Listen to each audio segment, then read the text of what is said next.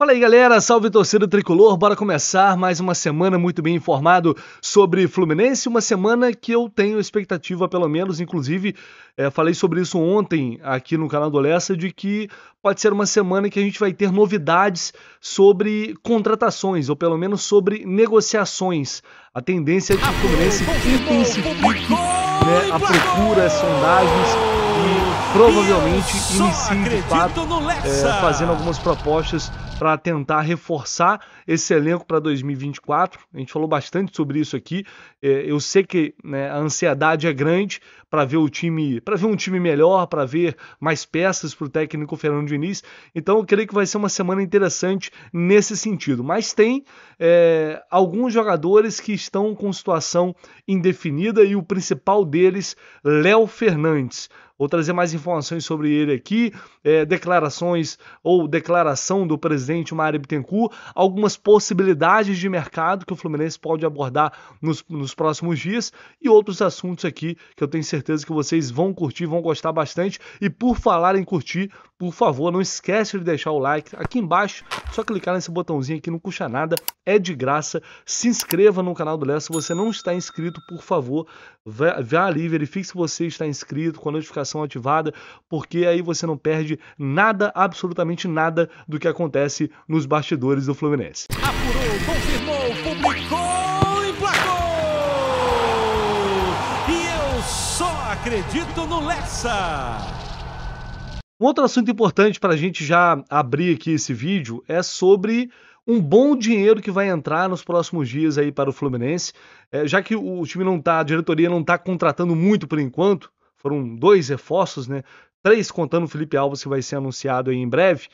A gente, pelo menos, está vendo aí uma boa grana entrando nos cofres do clube através de negociações, 2 já concretizadas, Nino e Caio Paulista, o Nino indo para o Zenit, o Caio Paulista indo para o Palmeiras. Mas quanto de fato o Fluminense vai faturar com essas negociações? O Nino a gente já sabia. Ele teve um acordo para deixar o Fluminense por 5 milhões de euros, algo em torno ali de 27 milhões de reais, e o Fluminense tinha apenas 60% dos direitos do Nino, os outros 40% são do Criciúma. Então o Fluminense ficou com isso, com cerca de pouco mais de 16 milhões de reais nessa negociação. Em relação ao Caio Paulista, havia uma dúvida sobre o percentual que o Palmeiras adquiriu nessa negociação, porque o Fluminense tinha 50% do Caio Paulista, os outros 50% eram do Tombense. Então era importante saber isso para a gente ter uma noção melhor de quanto o Fluminense faturou com essa negociação. E aí o GE publicou que o Palmeiras comprou 80% dos direitos do Caio, por um total de 3,8 milhões de dólares, pouco mais de 18 milhões de reais, e dessa forma, com o Fluminense tendo 50%, o Fluminense vai receber 11 milhões e 400 mil reais. Os outros 20 vão seguir com a Tombense, e aí, enfim, o Fluminense não tem mais nada do Caio Paulista e está de bom tamanho, o Caio rendendo um pouco mais do que o Fluminense pagou, cerca de 9 milhões de reais, vai receber pouco mais de 11 agora. Então, somando essas 2 negociações, o Fluminense começa o ano aí já com um montante de 27 milhões de reais em vendas, Isso sem vender nenhuma promessa, sem vender nenhum jogador mais caro, como seria o caso do André.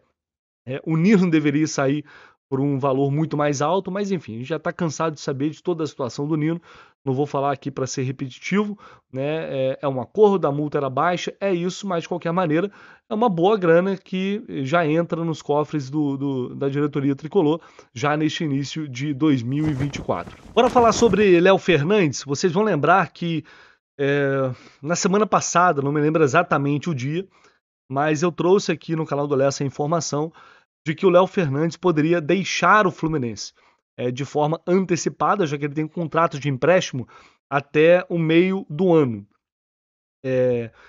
Isso porque o staff do uruguaio estava oferecendo o jogador, ou está oferecendo o jogador, para diversos clubes da América do Sul, no México, enfim. Por quê? Eu tenho algumas coisas para acrescentar aqui. Já era esperado isso, era até um tanto quanto evidente. O Léo Fernandes não gostou de ficar fora da lista do Mundial de Clubes, por mais que ele não estivesse rendendo bem. Ele esperava que fosse pelo menos ter a oportunidade de ir para a Arábia Saudita. E ele não só não vai para a Arábia, como ele não faz parte daquele grupo do Lelê, Felipe Andrade, dos jogadores que foram para completar, né, os treinos lá na Arábia Saudita, mesmo não estando inscritos. O Léo, vocês lembram, nem nesse grupo ele estava. Ele ficou totalmente fora e entrou de férias logo depois do Campeonato Brasileiro. Então essa situação o deixou bastante incomodado. A ausência de mais oportunidades, o que eu discordo porque ele teve oportunidades que ele não jogou bem.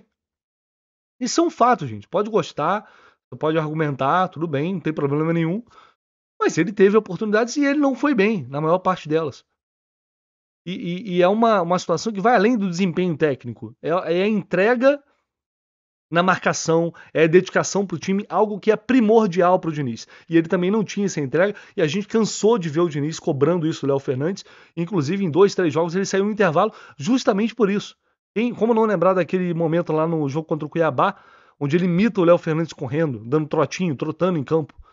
Né? Então, é uma situação em que ficou bastante complicada a sequência dele no Fluminense. O Fluminense não vai fazer questão alguma de segurar o Léo Fernandes se aparecer alguma situação para ele. Tudo isso eu falei para vocês aquele dia. Tanto é que ele não se reapresenta com o grupo que vai iniciar o Campeonato Carioca. Ah, mas o Léo Fernandes tinha um mês de férias.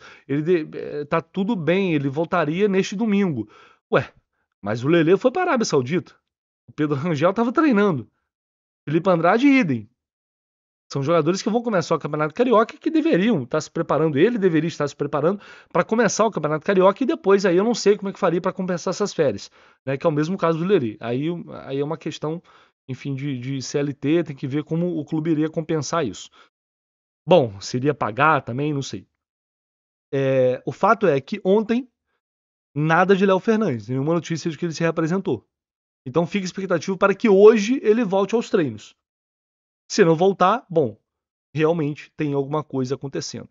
Né? O diretor esportivo lá do Toluca, o Francisco Suinaga, negou que ele irá rescindir esse contrato de empréstimo com o Flu e voltar para lá antecipadamente. Por que isso? Antigamente era possível um clube contratar o jogador por empréstimo e aí meio que reemprestar para outro clube. Né? Não era necessário ele voltar para o clube original para depois ser emprestado para outra equipe. Agora não. Agora, para ele ir para outro time, ele teria que voltar para o Toluca e o Toluca teria que emprestar novamente o Léo Fernandes para outra equipe. E aí, é claro que o Fluminense iria pedir um ressarcimento do investimento que foi feito de algo em torno ali de $1 milhão no empréstimo do Léo Fernandes. Né? Ou, para economizar mais 6 meses de salários, fazer uma composição, pagar um proporcional, pagar tipo a metade, e o Léo Fernandes volta para o Toluca e segue a sua vida. Tem diversos clubes especulando, como o Penharol, como o Barcelona de Guayaquil. O que, sinceramente, eu acho que seria bom para ele e seria bom para o Fluminense, porque dessa forma vai ser muito difícil ele jogar com o Fernando Diniz. O valor de compra pelo Léo é altíssimo, é um valor totalmente fora da realidade. Vou até verificar aqui porque eu anotei para não esquecer. O Fluminense tem a opção de compra, só que essa opção de compra é de $8 milhões. Quase 40 milhões de reais. Então, meu amigo, esquece. Não tem essa chance. Então, sim, o staff da Léo Fernandes tem interesse de levá-lo para outro clube, mas tem toda essa questão burocrática do empréstimo do Fluminense que precisa ser resolvido antes de qualquer outro movimento. Repito, o Fluminense não vai se opor a uma saída se isso for viável, se isso for possível, se chegar algum clube que realmente queira fazer o negócio e pagar o que tiver de pagar. Bora falar de oportunidades do mercado que o Fluminense pode explorar nos próximos dias. Tem um jogador que já foi sondado pelo Fluminense um tempo atrás e que está rescindindo o contrato com o São Paulo, está em vias de ficar livre no mercado, que é o Gabriel Neves, né? Um volante já experiente, né? Um jogador que foi campeão da Copa do Brasil pelo São Paulo e pode sair agora e ficar livre no mercado. E aqui até o Renan compartilhou aqui um post, o nosso Renan Reis Laranja, um abraço aí pro Renan, de uma pessoa que analisou, resumiu aqui o que é o nosso bravo Gabriel Neves. Aqui tem os números dele, que o Felipe Barros publicou lá na FBTV. É um jogador que eu achava bastante interessante, mas que não fez uma boa temporada pelo São Paulo. Tanto que não era titular. É a cara do Diniz. Bom passe curto, mapeia o meio campo a todo momento com a quebra do pescoço, bola longa acima da média, bons passes para o terço final. Porém, é comum que salte a pressão de maneira equivocada, lento para girar e fraco fisicamente. Tem dificuldades em duelos. É ok. Então esse é um resumo do que é o Gabriel Neves. É um jogador experiente, acho que é um jogador para elenco, se não for um jogador caro, sinceramente eu acho válido, tá? Acho uma opção válida. Para ter uma opção ali para o meio de campo, para jogar ao lado do André, eventualmente quando o Martinelli não puder, ou com o Martinelli quando o André não estiver. Não acho jogador, acho que com o Diniz, inclusive, ele teria boas possibilidades de evoluir. Não me enche os olhos, repito, não me enche os olhos, mas também não é um cara a se destacar. Livre no mercado, chegando de graça, eu acho que pode ser, inclusive, é possível que esteja dentro desse mapeamento do scout do Fluminense. E o outro nome seria o Bernard. Bernard, aquele mesmo que jogou no Atlético Mineiro e está que também disputou a Copa do Mundo pela seleção brasileira e que está no Panathinaikos, encerrando o contrato lá no Panathinaikos. Quem trouxe essa informação foi o amigo Thiago Ferreira, lá do canal Hora do Flu. O grande Thiagão falou que ele é um dos jogadores também analisados pelo scout do Fluminense. Assim como o Léo Chu, que eu trouxe a informação aqui para vocês, o Bernard também é uma possibilidade. Segundo aí o Thiagão, é um jogador que está já fora do Brasil há algum tempo.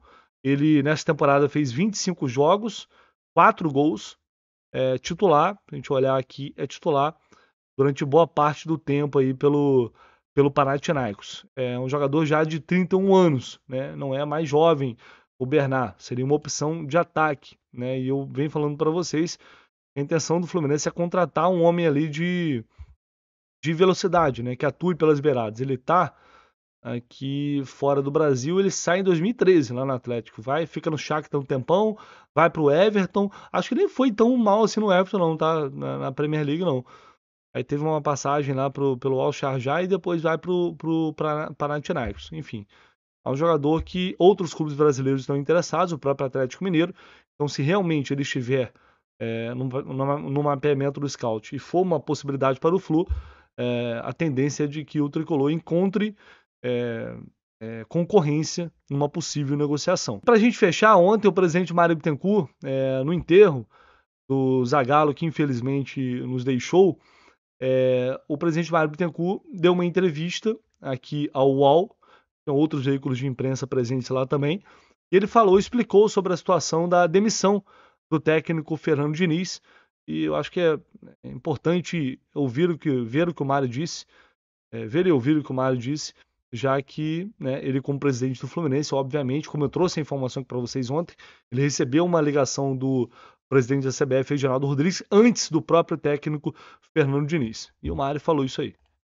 Sim, colocar algumas coisas também temporais, né? O contrato Fernando ia até o meio de 2024. Em nenhum momento foi combinado que isso seria interrompido antes. O nosso combinado era que ele fosse até a chegada do Ancelotti no meio de 24. Esse era o que nós tínhamos combinado. E tínhamos combinado dessa forma porque entendíamos que o calendário não atrapalharia o trabalho dele no Fluminense. Tanto não atrapalhou que nós fomos campeões da Libertadores.